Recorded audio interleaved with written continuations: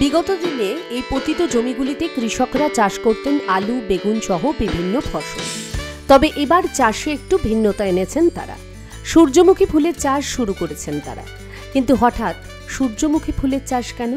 কৃষকরা জানিয়েছেন, ধান চাষ করলে এলাকায় দাঁতাল হাতির তাণ্ডবে চাষের প্রচুর ক্ষয়ক্ষতি হয়। তবে সেই ক্ষতির সম্ভাবনা সূর্যমুখী চাষে নেই। সর্বোপরি এই চাষের ফলে ভোজ্য তেলের চাহিদাও মিটছে। সূর্যমুখী চাষের যা দেখলাম, অধিক ফলনও আছে এবং লাভও প্রচুর। তাতে আমরা এই সূর্যমুখী চাষটা বেছে নিলাম। তো এখানে হাতি আসলেও সূর্যমুখীর বাগানে হাতি ঢোকে না। ওই ধান চাষে দিয়ে আর অন্য সবজির উপর দিয়ে চলে যায়। আর সূর্যমুখী দেখলেই ওখানে হাতি যায় না। একদিকে দিগন্ত জুড়ে জমির পর জমিতে সূর্যমুখী ফুলের নয়নাভিরাম সৌন্দর্য, অন্যদিকে এই চাষ থেকে লক্ষ্মী লাভে স্বভাবতই খুশি কৃষকরা। তার উপর খুব বেশি পরিশ্রমও করতে হয় না এই চাষে। বাজারেও এই ফুলের বীজ থেকে তৈরি তেলের চাহিদা ও দাম পাওয়া যায় ভালোই। সূর্যমুখী চাষের পাশাপাশি আলু, বাদাম আরও 2-3 রকমের সাথী ফসলও চাষ করছেন তারা। এক কথায় জমিতে একের ভেতর আরও কয়েকটি ফসলের আবাদ করা হচ্ছে। ফলে হাতির হানার কারণে ধান চাষে যে ক্ষতি হয়েছিল তা সূর্যমুখী চাষ করে অনেকটাই পোষানো গেছে বলেও জানিয়েছেন কৃষকরা।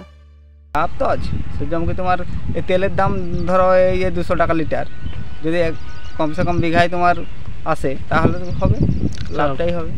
সূর্যমুখী তো খেতে পারেনি ওরা, তার জন্য ধান তো মেড়ে চটে মানে শুঁড়ের মধ্যে সব কিছু করে দেয় ওরা, তার জন্য সূর্যমুখী চাষ করা হয়। সূর্যমুখী ফুলের বীজ থেকে তৈরি তেল বাজারের অন্যান্য তেলের চেয়ে ভালো মানের ও কোলেস্টেরল মুক্ত, আর এর পুষ্টিগত গুণ অনেক বেশি। ফলে সূর্যমুখীর তেলের দামও বেশি। বাণিজ্যিকভাবে সূর্যমুখীর আবাদ বাড়াতে কৃষকদের নানা ধরনের পরামর্শ ও সহায়তা দিচ্ছে কৃষি বিভাগ।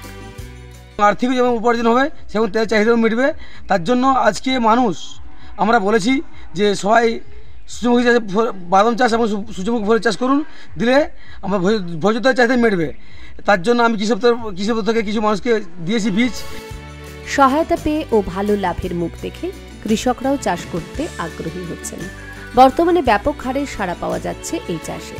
তাই কৃষকরা আগামীতে জেলা জুড়ে অন্যান্য ফসলের সঙ্গে সূর্যমুখী চাষে আগ্রহী হবেন বলে মনে করছেন সকলেই। ঝাড়গ্রাম থেকে শঙ্কর বারিকের রিপোর্ট, এক্সপ্রেস নিউজ।